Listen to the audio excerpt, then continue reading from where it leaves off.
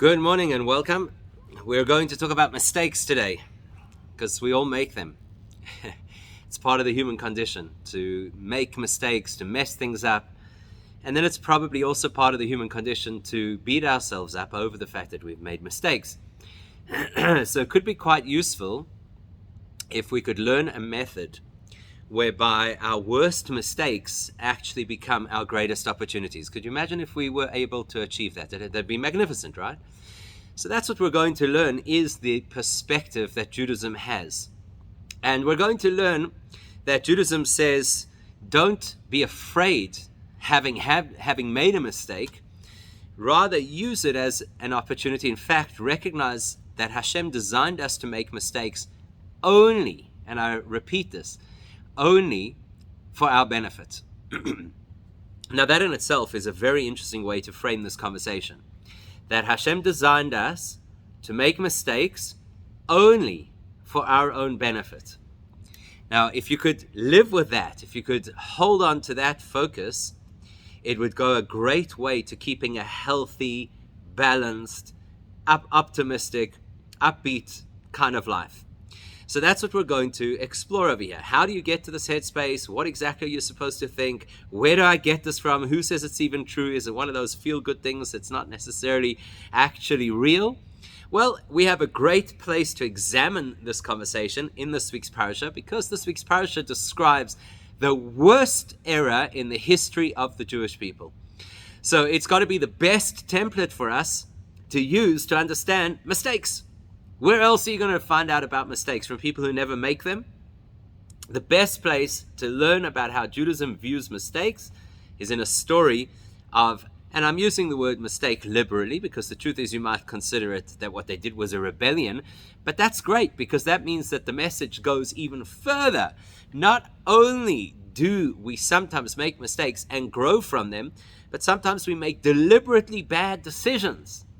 And even those we can grow from as well. So let's remind ourselves, what's the story of the golden calf? We know the story. Just because we know it doesn't mean that we truly know it. And today we're going to pick up a nuance about the story of the golden calf, a part of the story that I'm absolutely certain, unless you've learned the Rebbe's Torah, most people have never even noticed this particular nuance to the story. So the story of the golden calf, as most people understand it, works like this. The Jews were impatient. Nothing new. What is new is that the Jews were impatient about somebody running late. Now, if you've ever been to a Jewish function, we always run late. What's the big deal? So the story goes, maybe this is where it all began. The story goes that Moshe goes up onto Mount Sinai. He goes to receive the Torah and he tells the people, I'll be back in 40 days' time. That's fine. Everybody's relaxed. This is the person who took them out of Egypt. This is their guide. This is their direct line to God. Everything's good. He's gone for 40 days. He'll be back. He's just brought us the Torah. It's amazing. And they wait. And then by their calculations, the 40 days run out and Moshe's not back. Now, there was a group of people in the community, and it's very important that we identify this. This group of people was called the Erev Rav. The Erev Rav basically was a group who back in Egypt showed some interest in joining the Jewish community. And Moshe was a little ambivalent. Should he accept them? Should he not accept them? So he asks Hashem, what do you think? And Hashem tells him that same line that every parent uses, which effectively means stay out of trouble. Do what you feel is correct. Go with your conscience. So Moshe says, okay, I think these people have potential. The truth is Hashem doesn't just say, make your decision. Hashem kind of warns him off it. He says they may not be a good influence on the nation. But Moshe decides that he's going to include the Erev Rav anyway. And so the Torah tells us that when the Jews left Egypt, Vegam Erev Rav Ola Itam, there was also this mixture of people of other ethnicities who came along and joined the Jewish people at that time. Fast forward now.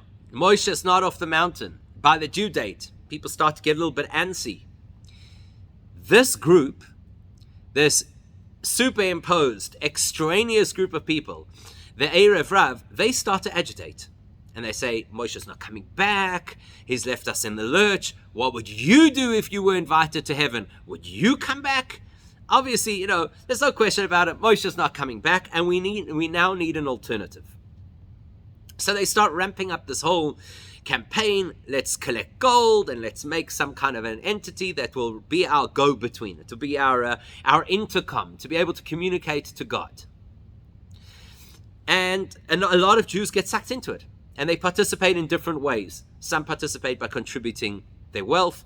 Other people actually get involved in the worship of this golden calf that emerges. Moshe's on the mountain, and Hashem says to Moshe, Lech Reid, Ki Shichei Samcha. He says, go down, get off the mountain. Ki Shichei Amcha, because your nation has become corrupt. Or as Rashi says, they have become corrupt and they have corrupted others. Pause the story at this point in time. Who are these people that Hashem is talking about? What does Hashem mean when he says to Moshe, your people, they have corrupted? Let's understand this. Is this like that scenario where a couple who doesn't get along says, go ask your father?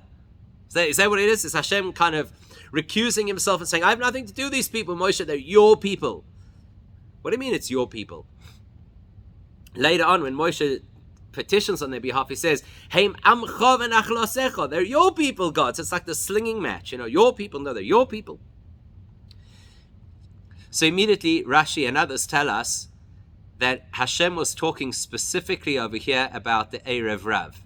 Those are your people, Moshe. I didn't take them on. I didn't invite them to this party. They're your people. Asher Mitzrayim. They're the people you took out of Egypt. I didn't want to take them out of Egypt. It was your idea, Moshe. It is your responsibility. And because they caused this terrible debacle that was really on the fringe of idolatry, of outright idolatry, therefore, Lech Reid, Moshe, you have to be demoted. It's not just that you have to climb down from the mountain. Lech Reid, you have to go down in spirituality. You'll be demoted and degraded from your spiritual standing because these are your people. You brought this infection into the Jewish nation. So Moshe comes down from the mountain, and of course what he sees is very jarring.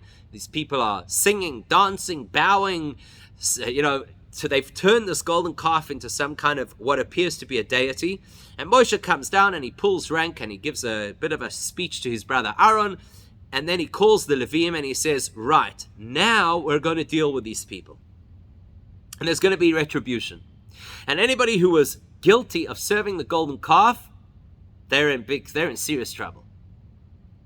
And we know that a certain amount of people died during that period of time. And then Moshe goes back to Hashem and he says, Hashem, please, you have to forgive the people. Because Hashem's initial response is, that's it.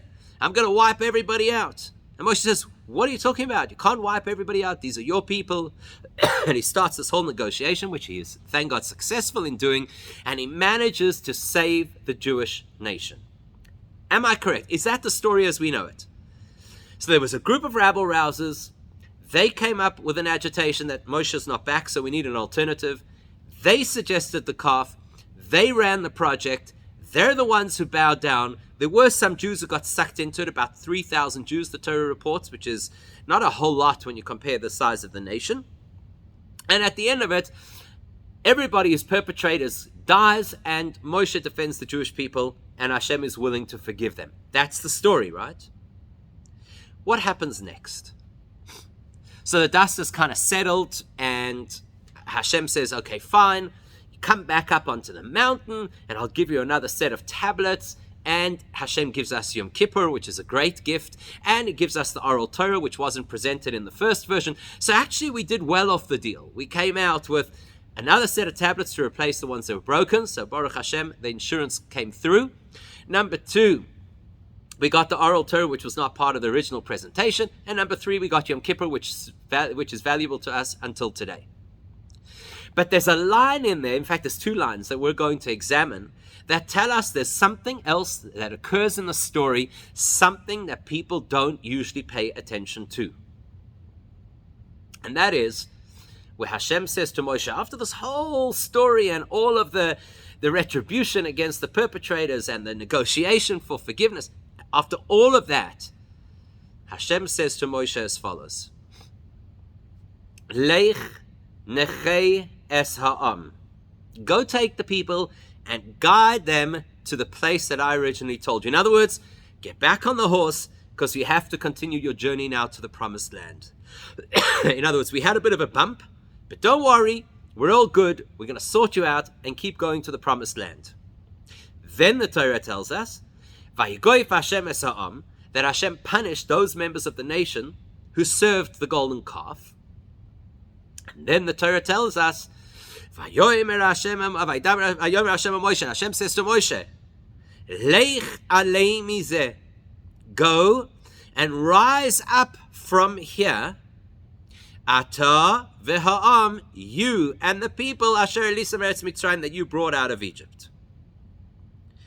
Says Rashi, notice it doesn't say Amcha, your nation. It says Ha'am, the nation. Says Rashi, that tells us that Hashem elevated their status.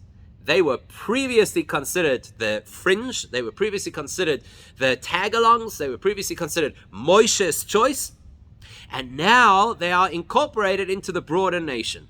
Now we've got to understand, where did Rashi get this information from? You know, there are a number of times in the whole conversation where it says Amcha, and there are times where it says Ha'am. Usually, when it says Ha'am, it's referring to the traditional Jewish people, the descendants of Abraham, Yitzchak, and Yaakov. And whenever it says Amcha, it refers to those people that Moshe brought along with him, who are the troublemakers. How does Rashi know here that when it says Ha'am, it is actually referring to the Erev Rav? That's our first question. Our second question, which might actually be part of the answer, is why do we in fact have two different instructions from Hashem to Moshe to take the people forward to the land of Israel? Leich nechei es ha'am, go take the people, continue the path towards Israel. Then a break where it tells us that there were people who were punished for serving the golden calf. And then again, Leich alei mizeh ata v'ha'am, go together with these people and rise again. Now we can understand why Moshe is told to rise again. That we get. Because remember, when the sin originally began, it says, Lech reid, Hashem told him to be demoted. In other words, Moshe is tethered to the Jewish people. If the Jewish people drop in their spirituality, Moshe gets dragged down with them. So we get that. He was told, Lech reid, that he would be demoted. So if the Jews have now done teshuvah, we need to hear Hashem tell him, it's fixed now. So we get that. Leich alei, Moshe, go up. We get that. Go up, go back to your original status. But why would Rashi think that we're saying Leich alei also to the Erev Rav? That they should also be elevated. They are the troublemakers. Why would they be elevated? Why would this suddenly be the moment that they are now included in the nation? Why? Actually, sorry, there's a more practical question that we have to confront before we can even answer that. Very practical question. Why are there any Erev Rav people left at this point? Isn't the whole formula that those who were guilty of serving the golden calf, they were killed? Who initiated the golden calf protocol? The Erev Rav. Who should have been the first to be killed? The Erev Rav. Why are there any Erev Rav people left in the first place? And Rashi doesn't even seem to be bothered by that question. He just happily goes to the point and says, hey, great news, they've been incorporated into the broader nation. Why is that great news? They're the bad guys in the story. Who wants them? Surely this is the moment where Hashem says to Moshe, told you so. You should never have included these people because look what they did. Let's get rid of them now and take the pure Jews to the Holy Land. Why are they still here? Practically, why are they still alive? If they are still alive, why are they still part of the community? They should have been booted and sent back to Egypt or wherever else they came from. Why are they alei? Why are they being elevated? And why are they now called ha'am, part of the nation? That's something very strange. And it's in the unpacking of this very weird part of the story that we're going to learn the power of learning from mistakes. But before that, let's just make the story a little bit more disturbing. If you read the story very carefully, you will see that there were actually 3 categories of people who were punished for having served the golden calf. Because if you read clearly in the Torah, it says that some of them were killed by the tribe of Levi. Moshe summons the people of Levi and he says, gird your loins, as they only used to say in those days, and go get yourself a sword and go attack the members of your own family who were perpetrators of the golden calf and literally decapitate them. So that's one group. One group were people who were executed by the authorities. The second group, the Torah tells us very clearly, they died b'magefa. They died through some kind of an epidemic. In other words, it was a divine retribution. And the third group is, the Torah shows us that what happened was Moshe took the golden calf, ground it into a powder. He then mixed the powder into water and he gave it to people to drink. Anybody who had been guilty of serving the golden calf, if they drank that water, they would die. They would have internal organ collapse and they would die. So now you've got to ask yourself the question, why were there three different ways of punishing the people who had sinned with the golden calf? Why don't we just have one blanket thing? Let God take care of it. Let him send his epidemic. God will be able to discriminate between the people who are guilty and the people who are not. And that's the simplest and most efficient way to get rid of everybody who was part of the golden calf story. Why are there three different methods? So the commentaries explain it worked as follows. By way of introduction, in Jewish law, the courts can only prosecute a case where, number one, there is expert testimony. Number two, those same witnesses immediately prior to the sin, prior to the crime, they warned the person not to do it. So, people get very excited and they say, because every once in a while the conversation comes up about whether or not there should be a death penalty for murder. So people often say, yes, well, the Torah would be in favor of a death penalty. No, it would not. The Torah would be in favor of a death penalty where you have two adult witnesses not related to each other or to the victim or the perpetrator who were there at the time at perfect line of sight, and as the guy was about to pull the trigger, that's when they told him, by the way, we're just warning you officially in our official capacity as witnesses that if you pull this trigger, then you will go before the courts and you will be found guilty and you will be executed. My gosh, how do you get that whole mouthful out in time before he pulls the trigger? So I don't know that we could just whitewash and say Judaism would be in favor of the death penalty, certainly not by a jury of one's peers. So in order to have the Leviim go and chop off the heads of people who had served the golden calf, they would have required Eidim, two minimum expert witnesses who would have seen these people getting themselves ready to prostrate themselves in front of the golden calf. And then at exactly that moment, they would have read them their rights and said, if you're about to do this, you will be held liable in front of a court of law and you will be executed. Only those people were killed by the Leviim. Let's take a flying guess. How many or what percentage of the perpetrators do you think were guilty at that level? Obviously not too many, right? So that was the one method, and in a sense, probably the least efficient method. Any person who did absolutely choose that they wanted to serve idolatry, and there were witnesses, but they were not administered the warning, those are the people who died through Hashem's epidemic. And then, of course, you had those people who were below the radar. Nobody saw them, nobody warned them, nobody knew their intentions, nobody knew their actions. And the only way to test them is you give them the magical concoction, and if it kills them, it means they're guilty. Now, where have you heard of this before?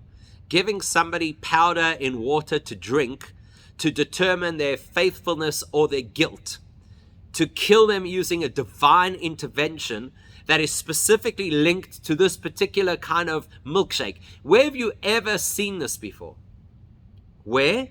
The story of a Sota woman. And Rashi actually says it. Rashi says that this methodology that Moshe used with the golden calf powder in the water was supposed to reflect the Sota woman. Now, a Sota woman is a woman who's accused by her husband of infidelity. He can't prove it.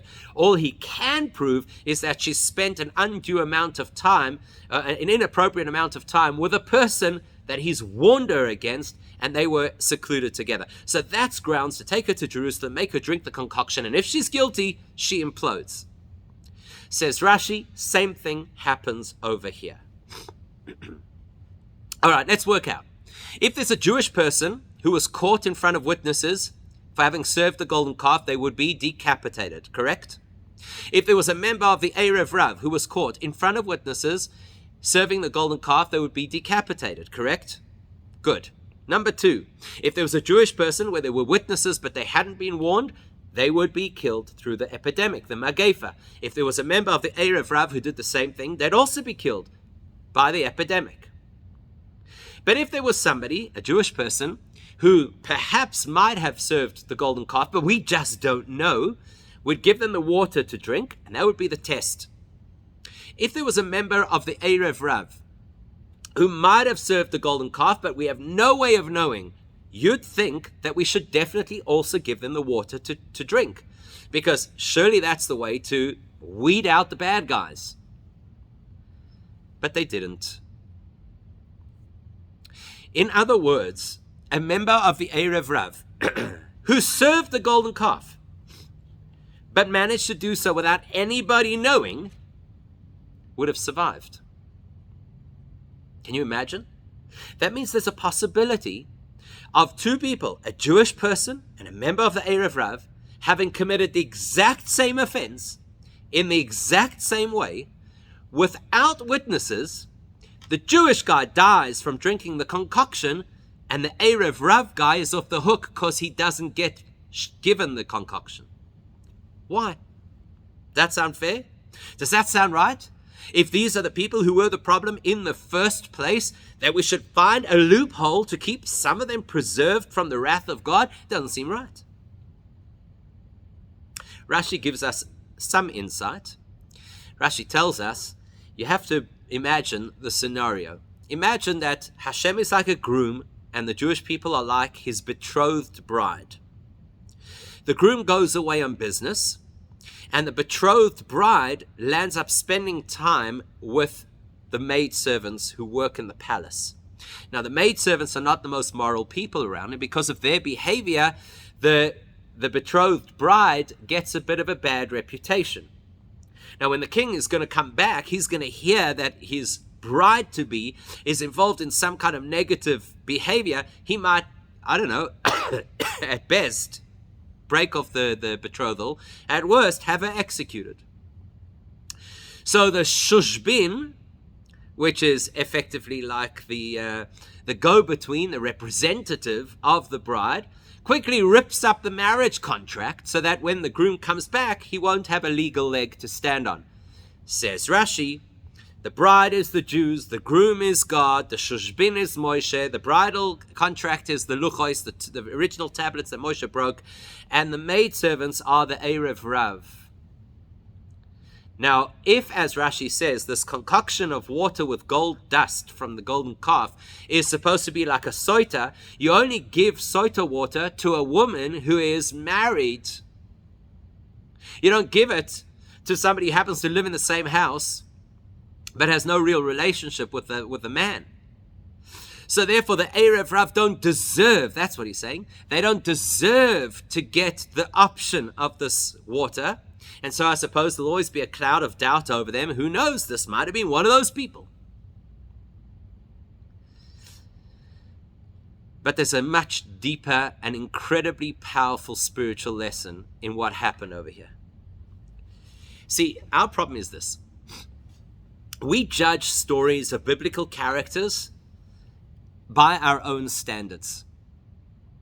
So imagine for a second it wasn't Moshe and Hashem who had a conversation about whether or not to take the Erev Rav out of Egypt. Let's think for a second it was a conversation between one of us and Hashem. So picture the scene. I say, hey, I think it's a great idea to take some of these guys with us. And Hashem says, no, it's not a good idea. What do you know at this point in time? Who's right and who's wrong? That's easy. Obviously I'm wrong. Doesn't matter how much you like me. I'm wrong. If Hashem said don't do it, it's not a good idea. That's not how it works with Moshe and Hashem. Remember, Moshe doesn't speak for himself. Very famously, our sages tell us that the divine presence spoke through Moshe's voice. So any time in the Torah that we record a debate between Hashem and Moshe, effectively what it means is this is a debate between two divine perspectives, one voiced by Moshe and one voiced by Hashem himself, but both are divine perspectives. Number 2, you and I, if we undertake a project, it might succeed, it might fail. Even with the best intentions, we could have a project that completely fails. Moshe, if Moshe undertakes a project, it is not only guaranteed to succeed, but it is guaranteed to be eternal. That's why the Beis HaMikdash that King Solomon built, which was a magnificent structure, was destroyed by the Babylonians. The Beis HaMikdash that was built by the exiles, the returning exiles from Babylon under the guides, the leadership of Ezra and Nehemiah, was an incredible dedication on their part to build such a structure for Hashem. It was destroyed by the Romans. The Mishkan sanctuary that was made in the desert by Moshe. Now, when I say it was made by Moshe, he didn't physically make the items. He had Bezalel and his team. He didn't contribute the materials. Every Jew contributed the materials. But Moshe is the one who assembled the Mishkan the first time. For that reason, the Gemara tells us, Maaseh Moshe Nitzchim. Any action that is done by Moshe is eternal. The Mishkan can never be destroyed. It's hidden. We don't know where it is. One day when the Beis HaMikdash is rebuilt in the time of Moshiach, the Mishkan will be incorporated into the design because it's an eternal structure, because anything that Moshe touches lasts forever. So now, if Moshe chooses to select a group of people who are not Jewish and bring them on board to become part of the Jewish people, Maaseh Moshe Nitzchim. Any action that Moshe takes cannot be undone. It cannot be destroyed. So it's impossible that all members of the Erev Rav should be wiped out. Some of them have to survive because this is Moshe's project.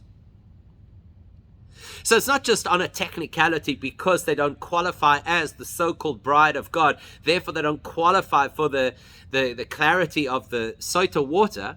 It's because Moshe touched these people and he selected these people and he drew these people into the space, and therefore he imbued them with a certain immunity that would make them continue even after having messed up so badly. And we have to understand why.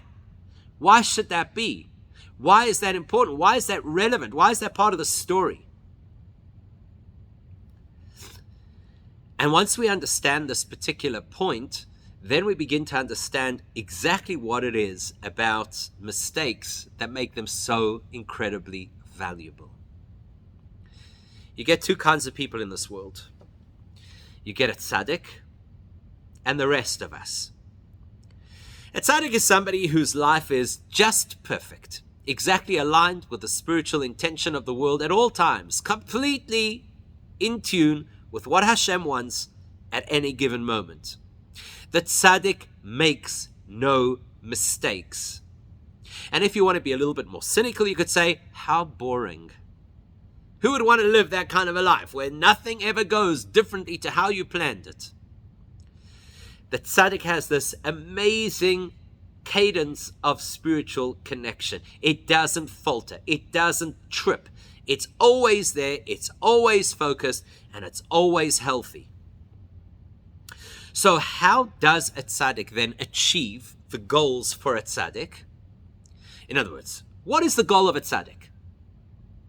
The goal of a tzaddik is not just simply to be Yeled Tov Yerushalayim, a goody two-shoes, who's always doing what Hashem wants and is always on Hashem's good side. That's not the goal of a tzaddik. Any person, part of the Jewish community, who chooses only to focus on something that benefits them as an individual is not doing what Hashem wants. Hashem wants us to impact the world. So the tzaddik has the responsibility also to impact the world. How does a tzaddik impact the world? Well, the tzaddik can do things that you and I can't do. The tzaddik floats at some kind of a spiritual altitude where he can plug in to divine energy that you and I have never heard of. And the tzaddik can channel that divine energy down into this world like a laser beam. And that's a big part of what a tzaddik does. Beaming holiness into our world. Now the tzaddik's premise is very clear. The tzaddik's premise is Ein oid milvadoi. There is nothing besides God. Not only is there no other entity besides God, the golden calf is a ruse, it's nonsense. There is nothing besides God. That's the positioning statement of a tzaddik. There is nothing besides God. God is the absolute everything. God is echad, the one and only. So therefore, the way that the tzaddik looks at the world is as follows. My job in this world is to bring consciousness of Hashem into the world, to direct the flow of divine energy into this world so that more and more people, Jewish or not, become conscious of the fact that there's only one real entity, and that's God. The tzaddik will, however, hit certain roadblocks because there are entities in this world, there are energies in this world, there are activities in this world, and there are people in this world who sing a different tune. And they say, hey, the world is here for fun, for pleasure, for enjoyment. Some people say the world is here for domination at the expense of other people. Some people say that the world is void of God. It's got its own trajectory, it's got its own set of natural laws, and that's all. Stop with all the God stuff and the guilt that goes with it. So how does a tzaddik deal with that segment of society? So the tzaddik has two approaches. If there's a person, the person is misguided, imbue them with more divine knowledge, help them to understand. But if there's an entity or an activity that behaves in a way that is against what Hashem wants, then the tzaddik's response is, shut it out. So, if a tzaddik is walking in the street, and on the side of the road there's somebody who's selling cell phones, and it just so happens that it's somewhat suspicious where those cell phones might have come from if they're being sold on the side of the road, especially at such favorable prices. So some of us might go and say, the most important thing in the entire world, the 11th commandment is, thou shalt not buy retail. So if it's on sale at a good price, it's clearly a mitzvah to buy it. And needless to say, the insurance has already compensated the victim. So really, there's nothing wrong with buying it, or whatever other rationalization we might use. The tzaddik looks at that and lockdown. That is gray area. Forget about the fact that it might be absolutely forbidden. It's gray area. I'm not going there. I'm not looking there. As far as I'm concerned, it cannot be allowed any attention, any airtime. It's got to go. So the tzaddik lands up living in a very protected, pristine environment, which is all about channeling divine energy and staying far away from anything that looks spiritually ugly. Then there's the rest of us. The rest of us, we live in the mess. We're constantly trying to untangle ourselves from a whole lot of things that perhaps might be questionable, but we're not sure we have the gumption to stand up to them. So we're always in gray areas, and we're often making mistakes, and we often succumb to temptation or distraction or dishonesty or whatever the case might be, aggression. I don't know, everybody has their particular vice. So we're not channeling divine energy into this world from some high spiritual realm because we don't even know how to get anywhere near a high spiritual realm. So how do we serve Hashem? We serve Hashem by wading through this world, trying to pick up pieces of meaningful connection. And wherever possible, we pick up those pieces, and that's a success story for us. And it's not only about doing mitzvahs. It could be something as simple as I'm eating breakfast, and I would like to lift it up to become a meaningful experience. So it's not just simply about having my favorite food, but it's actually about energizing myself to be able to learn Torah or daven or do more mitzvahs today. And if I'm in the business world, which is very often mired by all kinds of things that are really ugly, I want to just try to pick myself up a little bit and say, how can I be an honest person in the business environment? Or how can I use business as a catalyst to be able to help people? So that tzaddik is bringing holiness down into the world, and we're all trying to find some holiness in the world to bring up to the surface. We're actually living life in opposite directions. So what happens when we come to the ugly side of the world? The tzaddik initiates complete lockdown. Not going there. Not even a question. Would never entertain it. We are not so good at our game, so we sometimes get sucked in, which means that we sometimes go into places in this world, or we experience things in this world that a tzaddik could never reach. You're never entitled to go there voluntarily. As the Gemara very clearly tells us, the Rambam brings it as well, any person who says, let me do a sin so that I can do teshuvah, they won't allow you the chance to do teshuvah. You can never strategize to mess up in order to fix up. So the only entrance into that part of the world is by mistake. We can only ever get into those areas of life that the tzaddik cannot reach by mistake. Now here's the interesting thing. Even in that part of the world that the Torah forbids us to enter, there are opportunities for divine connection. The reason the Torah tells us not to go there is because those opportunities for divine connection are so difficult to access that most of us will never be able to. So instead of us lifting, remember our job is lifting the world. So instead of us lifting the world by being in that space, that part of the world will just suck us down. So I might be able to sit down at the breakfast table and lift the experience to be connected to serving Hashem by focusing my intention and saying a blessing on the food and intending to use the energy to do more good in the world. But if there was an item on that breakfast tray that was not kosher, then I'm stuck. I can't lift it. With all the good intentions in the world, I cannot lift it. It will drag me down. So I may never choose to enter that space. I can only land up there by mistake. We call that realm the realm of absolute impurity. Gimel Klippas HaTameos. The three realities of toxic energy, of complete obscuring of God. The tzaddik avoids it like the plague, and we keep tripping into that space on a regular basis. Now the Gemara in Avodah Zarah makes a shocking comment about the golden calf. The Gemara says the Jewish people were really not susceptible to the temptation of the golden calf. There was no way. They were standing at Sinai. They had just heard, "Thou shalt have no other gods before me." They were a nation living off miracles who owed everything to God. They were not susceptible to idolatry. Asks the Gemara, so how then did it happen? And the Gemara answers, it was God's choreography. Hashem sent a group of tempters called the Erev Rav. Their job was to get inside the psyche of the Jewish people and create a temporary insanity that would temporarily distract them from what they really believed, so that they would temporarily fall into the darkness, because that's where they needed to be. You hear that? Because that's where they needed to be.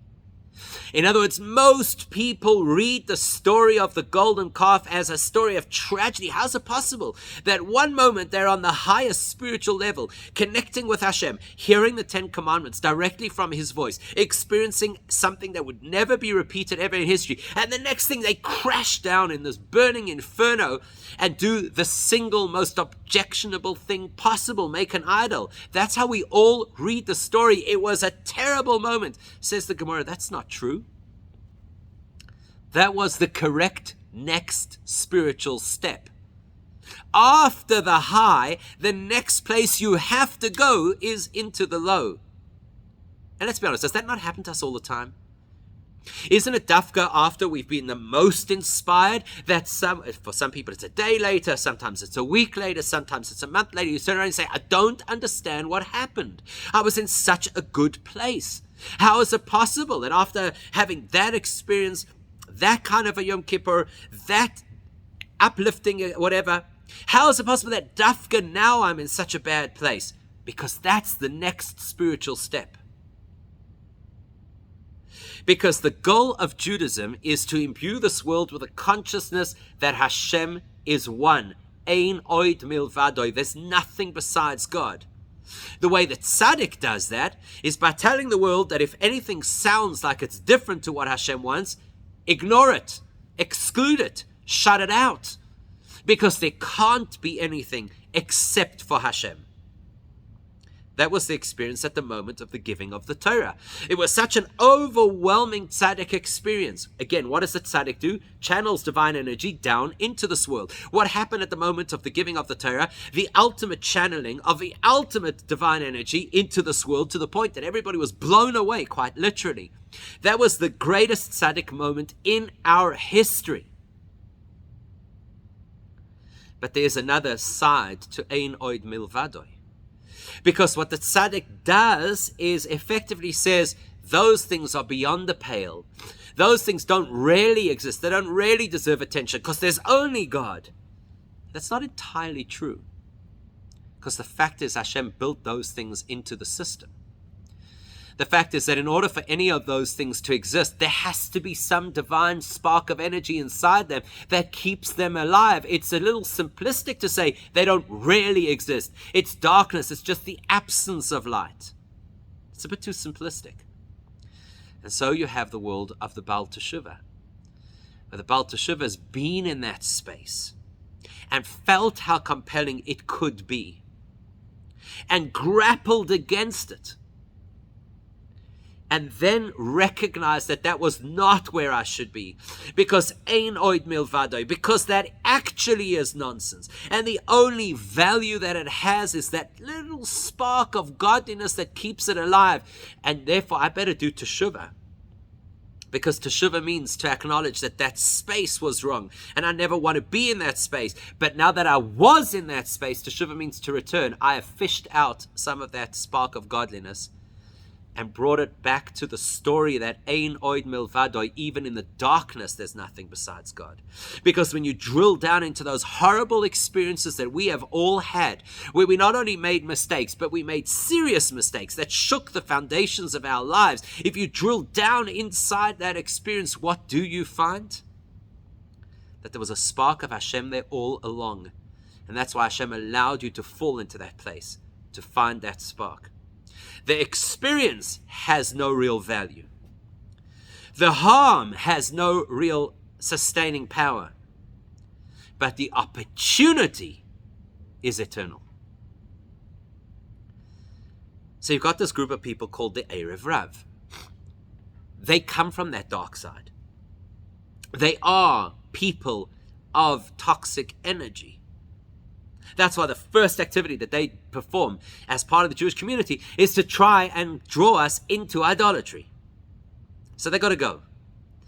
But some of them represent the spark. Some of them represent the message that within every Erev Rav experience, there is always opportunity and potential. Leich alei. They are those who can be elevated. And how do they get elevated? Mizeh, from this experience. From having been inside that horrible place, once you recognize that's not where you should be and you're willing to turn your life around, leich alei, that is actually the ultimate opportunity. Such a great opportunity that you can even get Erev Rav people to do Teshuvah. So much Teshuvah that they become included in Ha'am. They're now part of the nation. They're part of us. They've been elevated and turned around. Which teaches us a very, very powerful and valuable lesson about our mistakes. Hashem has designed the human being with a propensity to make mistakes. And rather than beat ourselves up over those mistakes, we have to recognize that Hashem only designed us to make mistakes because within each of them is infinite spiritual opportunity. The only mistake we ever make in our lives is when we fret over having made the mistake, but we don't look deeply enough to have found the great spiritual opportunity. And when we do, then you get another set of tablets, and you get more Torah from Hashem, and you get a special day like Yom Kippur, because ultimately when we recognize that our job in this world is to turn the negative so that the negative itself declares Ein Oid Milvado, there's nothing besides God. There is no such thing as a mistake. There is only such a thing as an opportunity for connection to God. That's what brings us the greatest brachas in our lives, both spiritually and materially.